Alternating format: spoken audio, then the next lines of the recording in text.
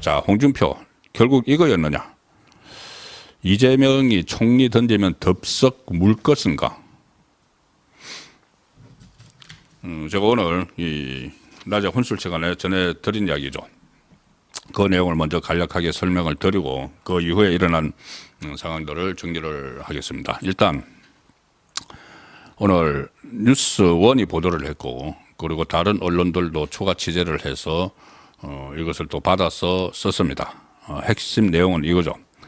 이재명 쪽이 홍준표 쪽과 차기 정부의 국무총리직 임명에 관해 논의 진행되고 있는 것으로 확인이 됐다. 이 언론에서 확인됐다 이렇게 하면 상당히 취재를 많이 한 겁니다. 알려졌다 전해졌다가 아니고 이번 조기에 대해서는 대통령직 인수위 없이 6월 4일부터 바로 임기가 시작되기 때문에 지금 이재명 같은 경우는 자기가 당선된다고 보니까 내각 같은 걸 다 짜고 있습니다. 지금 다 짜고 있는데 그 초대 국무총리로 홍준표를 염두에 두고 있고 더 구체적입니다. 이재명 쪽 사람이 이달 초 연휴가 있었죠. 어린이날, 부처님 오신 날 다 끼어 있는 그 연휴 기간 중에 홍준표 쪽에 연락을 해서 홍준표가 국무총리를 맡아줄 수 있는지에 대한 의사를 타진을 했다. 이때 물론 대선에서 이재명이 이기는 것을 전제로 뭐 해야지 그렇게 대화가 되죠. 그런데 홍준표 시장 쪽이 가부간에 확답을 한 것은 아니지만은 총리직 논의에 상당히 적극성을 띠고 있는 것으로 알려졌다.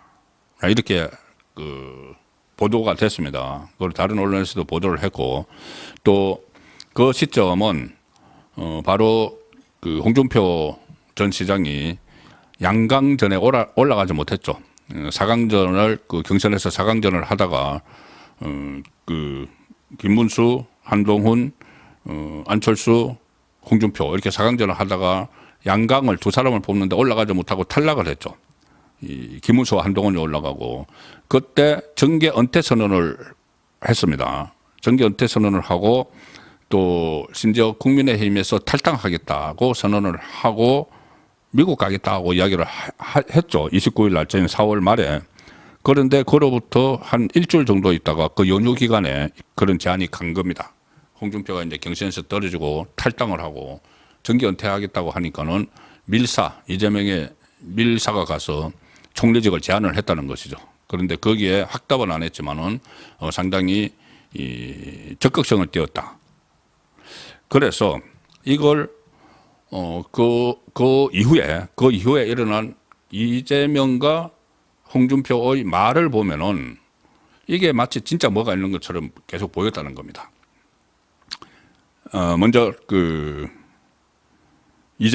홍준표는 그 이후에 계속 국민의힘을 공격을 했죠.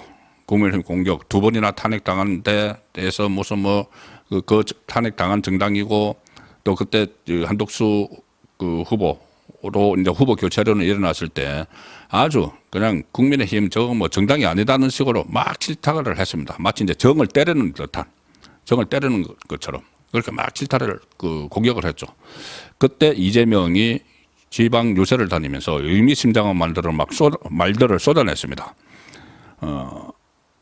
그 연휴가 지나고 나서 홍준표 고향 경남 창녕에서 유세를 하면서 사실 홍준표와 최근 통화를 했다. 자기가 통화를 했다. 그러면서 뭐라고 하냐면은 민생을 위해 유능하고 충직한 사람을 가리지 않고 적재적소에 잘 쓰는 것을 통해 성과를 내고 평가받고 싶다. 자, 유능하고 가리지 않고, 그러니까 어떤 진영 가리지 않고, 그러면서 뭐라고 하냐. 그 속에 홍준표 전 시장 같은 훌륭한 분들이 함께 해주시면 좋지 않을까 싶고 많이 노력하려 한다. 이렇게까지 이야기를 했습니다. 발탁을 하겠다는 뉘앙스를 은근히 풍긴 거죠. 그 전에 벌써 밀사를 보내서 총리직을 제안을 했다는 거죠. 그리고 그 시점에 홍준표를 지지했던 모임들, 홍사모, 홍사랑, 국민통합진홍, 홍준표 캠프 SNS팀 이 사람들이 이재명 지지를 선언을 했죠. 그 사람들이 정말 얼마나 실체가 있느냐 이 논란도 있지만 어쨌든 그런 사람들이 쭉 단체로 가서 이재명 지지를 선언합니다. 딱 그 시점에. 그것뿐이 아니죠. 그 홍준표 캠프에 있던 이병태 전 카이스트 교수도 그 이재명 캠프로 넘어가려고 하다가 과거에 이제 문재인 욕하고 한 것 때문에 이 퇴짜를 맞았는데 어쨌든 이 캠프에 있던 사람이 홍준표 캠프에 있던 사람이 그걸로 가려고 한 겁니다. 이런 것들을 다 종합을 해보면은 특히 오늘 이 보도가 나오기 전에 그 국무총리 설 보도가 나오기 전에 오늘도 SNS에서 글을 올렸습니다. 이 홍준표 전 시장이 하와이에서 글을 올렸습니다. 그 당, 자 국민의힘을 그 당이라고 부릅니다. 그 당이 내게 베풀어 준 건 없다. 자 30년 전 정치를 모를 때 노무현 전 대통령의 권유에 따라서 꼬마 민주당을 갔다면 이런 의리, 도리, 상식이 전혀 통하지 않는 당에서 오랫동안 가슴 마련을 하지 않았을지도 모른다. 그리고 2번이나 탄핵당한 당에 정남이가 떨어졌다. 이런 글을 다 막 올립니다. 자, 그러고 나서 오늘 이 보도가 나왔죠. 총리 제안이 있었다. 적극성을 띄었다. 보도가 나왔는데 여기에 대해서 양쪽은 일단 부인을 합니다. 당연히 부인을 하겠죠. 지금 뭐 그게 아니야 맞아 제안을 했어 할 수는 없죠. 제안 받아서 할 수는 없습니다. 양쪽이 다 부인을 하는데 SNS에 계속 그 하와이에서 글을 올리는 홍준표 전 시장이 여기에 대해서 SNS에서 부인을 아직 하지 않고 있습니다. 이렇게 국내에서 보도가 되고 다 본인도 다 보고 그 보고도 받고 했을 텐데 여기에 대해서 부인을 하지 않고 있습니다. 그리고 이게 저는 이런 제안이 갔었다는 게 거의 확실하다고 보는 것이 거의 그 가능성이 높다고 보는 것이 오늘 글 올려서 저거 조금 전에 그 요지만 설명을 드렸지만은 사실상 그 대선 이후에 정치에 복귀하겠다는 뜻을 밝힙니다. 정계 은퇴 선언을 하고 하와이로 갔는데 오늘 SNS에서는 정치에 복귀하겠다는 뜻을 밝힙니다. 뭐라고 썼냐면은 하와이는 놀러 온 게 아니고 대선을 피해 잠시 망명 온 것이다. 대선이 끝나면 돌아가겠다. 누군가 이번에 대통령이 되면 이 몹쓸 정치판을 대대적으로 청소했으면 좋겠다. 그리고 이렇게 이야기합니다. 나는 국민의 힘을 은퇴한 것이다. 국민의 힘을 은퇴한 것이다. 정계 은퇴 선언을 하고 갔는데 그러니까 정치판을 떠나겠다고 하고 갔는데 갑자기 정계 은퇴가 아니고 국민의 힘을 떠난 것이다. 그러면은 그 사이에 더 구체화됐을 수가 있다는 거죠. 정계 은퇴 선언을 했던 것보다 이제 정계 은퇴한 상황에서 뭐 다시 가서 이재명이 집권하고 나서 국무총리를 맡으면은 좀 이상하죠. 그러니까는 나 지금은 정치를 떠난 게 아니고 국민의힘이 싫어서 국민의힘에서 은퇴한 거야. 이렇게 지금 말을 바꾸고 있는 단계입니다. 그리고 이런저런 또 본인이 뭐 억울하다는 식의 말을 썼습니다. 5번의 국회의원은 당의 도움 아닌 내 힘으로 당선됐고 2번의 경남지사는 친박들의 집요한 견제와 엄해 속에서 내 힘으로 경선에서 이겼다. 그리고 오히려 박근혜 탄핵 이후 개멸된 당을 내가 되살렸을 뿐이다. 자, 이렇게 쭉 쓰는 것을 보면은 떠나기 위한 명분을 막 갖다 붙이는 것 같은 느낌이 들지 않습니까? 내가 이제 국민의힘을 30년 동안 있던 것을 떠나는데 그냥 국민의힘 싫어. 나 갈 거야. 뭐 이렇게 할 수는 없으니까 전부 어떤 견제도 있었고 다 대구시장도 이 방해가 있었고 박근혜 때 내가 당을 다 되살려 놨는데 또 나를 이렇게 내치고 지금 명분을 계속 만들어 나가는 것이죠. 그리고 이번 경선에서도 사기 경선을 하는 것을 보고 내 청춘을 묻은 그 당을 떠났다. 국민의힘에서 은퇴한 것이다. 정계 은퇴가 아니다. 말이 바뀌었습니다. 그래서 이 총리설이 더 설득력을 얻는 거죠. 핵심은 그 다음에 나옵니다. 이게 정말이구나 하는 것이 뭐라고 했냐면은 내가 보수 진영의 아웃사이더였다는 건 그걸 두고 하는 말이다. 자기가 뭐 핍박을 받았다는 이야기죠. 그 국민의힘 안에서 30년 전, 자, 잘 들어보십시오. 30년 전 정치를 모를 때 노무현 전 대통령 따라서 꼬마 민주당을 갔다면 이런 의리, 도리, 상식이 전혀 통하지 않는 당에서 오랫동안 가슴 아리는 하지 않았을지도 모른다. 30년 전에 민주당 계열로 갈 기회가 있었는데 거기 그때 가지 않아서 지금 이런 당에 내가 남아 있게 됐다는 이야기죠. 그때 민주당에 갈 걸. 그런데 지금이라도 가야 되겠다. 이 느낌이 딱 듭니다. 저는. 갑자기 30년 전. 그런데 이게 시점이 안 맞습니다.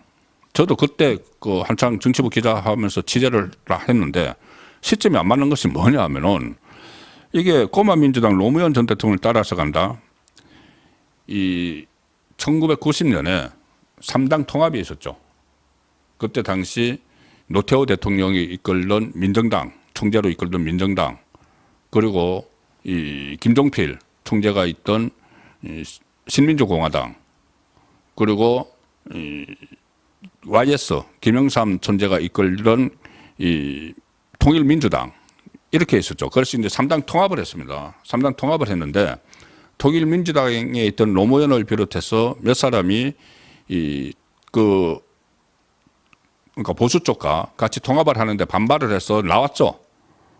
나와서 그쪽에서 이 꼬마 민주당이라고 이기택 그때 잡고 왔어요. 이기택 총재가 만든 꼬마 민주당이라고 그 당을 만들어서 그 나중에 이제 그쪽이 다시 결국은 뭐 우여곡절 끝에 지금 민주당 세력으로 됐죠. 그런데 그때는 제 기억에 분명한데 홍준표 전 시장이 정치인이 아니었습니다. 그런데 그때 민주당을 따라서 갈 걸. 그때 검사였는데 왜 어떻게 정치에 들어왔느냐 하면은 이 김영삼 전 대통령의 정적이 박철원 전 장관이었죠. 같이 이제 3당 통합을 하고 나서 민정계 박철원, 민주계 YS 해서 권력 다툼을 벌였죠. 그리고 YS가 정권을 잡고 나서 수사를 하는데 이른바 설론 머신 사건 수사를 합니다. 그 박철원을 겨냥을 해서. 그 박철원이 나중에 구속됐죠. 박철원을 겨냥해서 설로머시 수사를 했는데 그 수사 검사가 바로 홍준표였습니다. 그래서 나중에 이제 모래시계라는 드라마의 모델이 됐다는 것도 그 수사에서 나온 거죠. 권력자 박철원을 이제 수사를 한 그때 뭐 이건계 뭐 이런 사람들 몇 사람을 감옥에 막 넣었죠. 그리고 나서 YS가 공천을 줘서 국회의원이 되는 겁니다. 그럼 그 시점이 안 맞죠. 본인이 그때 이 노무현을 따라갈 걸 한 거 이것은 어쨌든 그것은 이제 그런 제가 볼 때는 이 시점이 안 맞는다는 말씀이고 결국 지금 이렇게 이야기하는 것은 그때 못 간 민주당에 이번에 가겠다 이 뜻을 비친 것이라고 볼 수가 있죠.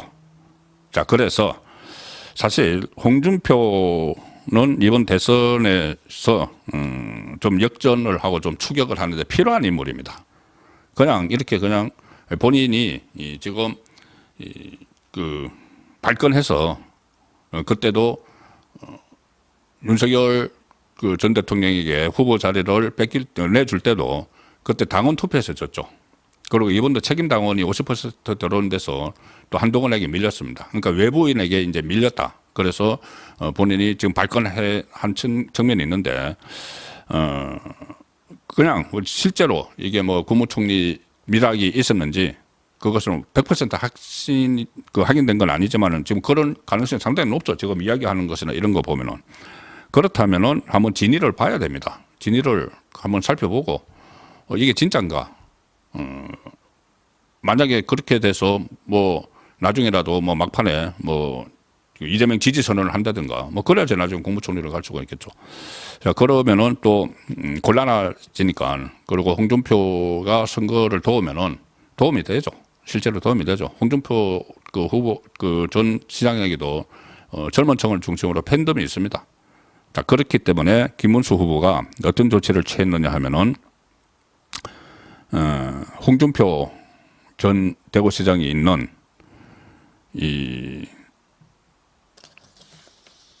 하와이로 특사를 보냈습니다. 특사를 보냅니다. 특사를 보내는데 누구를 보내느냐? 국민의힘 대선 후보 경선에서 홍준표 캠프의 비서실장을 맡았던 국민의힘 소속 김대식 의원을 하와이로 특사로 보냅니다. 가서 홍준표 전 시장에게 그 이재명 총리실 사실이냐 이거 물어볼 수가 없겠죠. 뭐 나중에 사적으로는 몰라도 가서 선대위 합류를 좀 설득을 하라 이렇게 김문수 후보가 지시를 해서 18일 모레 걸피네요. 18일 하와이로 출국을 합니다. 국민의힘 김문수 대선 후보가 직접 요청을 했다. 그 김문수 후보가 김대식 의원에게 하와이에 있는 홍준표 전 시장을 직접 만나서 선대위 합류를 설득해 달라고 요청을 했다. 그 김대식 의원은 홍준표 전 시장은 최측근이죠. 그래서 특사 자격으로 건너가서 그 김문수 후보의 메시지를 좀 전달해 달라. 김문수 후보가 홍준표 전 시장과 같이 가겠다. 모시고 같이 가겠다. 같이 대선을 좀 띄워다오. 이런 그 당부를 전해달라고 지시를 내려서 18일 날 특사로 간다고 합니다. 하와이로.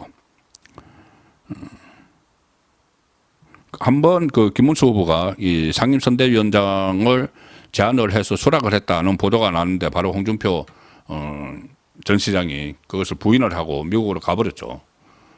자, 그것도 이런 일과 그 관련이 있지 않나 싶기도 한데 오히려 지금 홍준표 그 전 시장도 지금 하와이에서 몸이 달아 있을 겁니다. 이 큰 판을 그냥 지나쳐야 되는가 그런 상황이라고 하면은 오히려 지금 김문수 귀국해서 김문수 후보를 돕고 그리고 김문수 후보가 승리하게 되면은 그때 뭐 국무총리도 할 수 있는 것이죠. 승리에 그 혁혁한 공이 있다면 또 경륜도 있고 여러 가지 뭐 대구시장, 경남지사, 당대표 2번 다양한 경륜이 있기 때문에 오히려 그런 쪽으로 활용을 하는 쪽으로 좀 돌아오면 좋지 않을까라는 생각이 듭니다. 지금 처음에 소개해드렸던 대로 지지율이 좀 격차가 좀 많이 벌어져 있는 이 상황이어서 모두 다 할 수 있는 자원은 전부 다 동원을 해야 된다는 생각인데 제가 이 소식을 뭐 간단하게 전해드리겠습니다. 이렇게 이 상황이 이렇게 되니까 지금 홍준표 전 시장이 갈지 안 갈지 총리로 갈지 안 갈지 모르지만은 오늘 그것을 실행한 자가 한 사람이 있습니다. 실행을 했습니다. 김상욱 그 울산에 계속 그 반기를 들고 했던 그 김상욱 민주당 친화적인 그 과거에 문재인 지지를 했다가 한동훈 비대위 체제에서 뭐 국민 추천제라는 걸로 국회의원 울산에서 배지를 달았는데 그냥 민주당처럼 행동을 해왔죠. 그 일종의 그 금배지 내다바이 했다고 봅니다. 저는 국민의힘에서 금배지 준다니까 덥석 받아가지고 그 금배지 들고 지금 민주당으로 가고 있습니다. 김상국이 오늘 이재명과 통화를 했는데 입당을 제안을 한 것으로 나는 이해한다. 자, 이재명 내 유세도 갈 거야. 이따위 지금 발언을 하고 있습니다. 금배지 국민의힘 국민 추천제로 받아가지고 뭐 이재명은 무슨 뭐 합리적 보수 인사들이 함께 했으면 좋겠다. 우리가 같이 했으면 좋겠다. 김상욱에게 그렇게 이야기를 하고 김상욱은 무슨 뭐 이재명이야말로 뭐 보수다 뭐 이런 말을 했던데 참 가관입니다. 금배지 내다봐야 해가지고 민주당으로 그냥 건너가는 그러면서 무슨 뭐 이재명이 뭐 진정한 보수다 어쩌고 하는 자 이런 사람들과 홍준표는 좀 질이 달라야 되겠죠. 그래서 홍준표 전 시장이 하와이에서 보내는 좀 희소식을 사실 기대를 합니다. 왜냐하면은 선거가 어렵기 때문에 가용한 모든 사람들은 다 동참을 해야 되기 때문에 제가 이런 말씀을 드리는 겁니다.